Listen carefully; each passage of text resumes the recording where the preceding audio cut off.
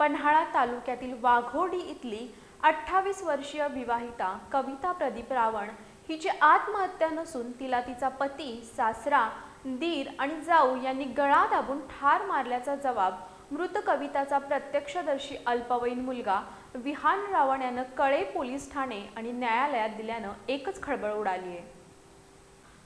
पन्हाळा तालुक्यातील वाघोडी इथली विवाहिता कविता प्रदीप रावण हिची आत्महत्या नसून तिला तिचा पती, सासरा, दीर आणि जाऊ यांनी गळा दाबून ठार मारल्याचा जबाब मृत कविताचा प्रत्यक्षदर्शी अल्पवयीन मुलगा विहान रावण यानं कळे पोलीस ठाणे आणि न्यायालयात दिल्यानं एकच खळबळ उडाली आहे।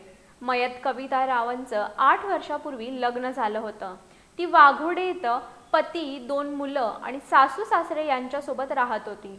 शुक्रवार दिनांक 2 जानेवारी 2026 रोजी तिला अस्वस्थ झाल्यानं सायंकाळी 4:15च्या सुमाराला कोल्हापुरातील एका खासगी रुग्णालयात दाखल करण्यात आलं होतं। उपचारापूर्वीच तिचं निधन झाल्याचं डॉक्टरांनी सांगितलं होतं। उत्तरीय तपासणीनंतर तिचा मृतदेह तिच्या नातेवाईकांच्या ताब्यात देण्यात आला होता। दुसऱ्या दिवशी दुपारी 12:30च्या सुमाराला तिच्यावर वाघोडे इथं अंत्यसंस्कार करण्यात आले। त्यानंतर कविताच्या माहेरील बाजार भुगाव इथले सर्व नातेवाईक आणि ग्रामस्थ यांनी कळे पोलीस ठाणे इथं कविताची आत्महत्या नसून घातपात आहे, त्याची सखोल चौकशी करावी अशा आशयाचं निवेदन कळे पोलीस ठाण्यात दिलं होतं।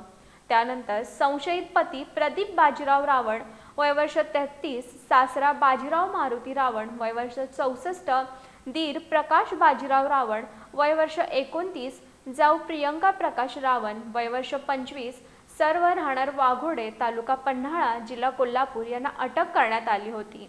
मृत कविताचा मुलगा विहान प्रदीप रावण या प्रथमतः आणि प्रत्यक्षदर्शी साक्षीदारानं कळे पोलीस ठाणे आणि न्यायालयात BNSS 183 प्रमाणे दिलेल्या जबाबात स्वतःहून सांगितलं की पप्पा आणि मम्मी यांचं भांडण झाल्यावर मम्मी 2 वेळा रस्त्यावर गेली। यानंतर पप्पांनी प्रदीप रावण मम्मीला घरात परत ओढून आणलं। पप्पा मम्मीला मारत होते। यावेळी माझी आजी पप्पाला म्हणत होती की माझ्या मम्मीला मारू नका। यावेळी घरी पप्पा, आजोबा, आजी, वडील, सख्खी चुलत बहीण शिवण्या आणि काकी हजर होत्या। काकीचं नाव विहाननं प्रियंका प्रकाश रावण असं सांगितलं।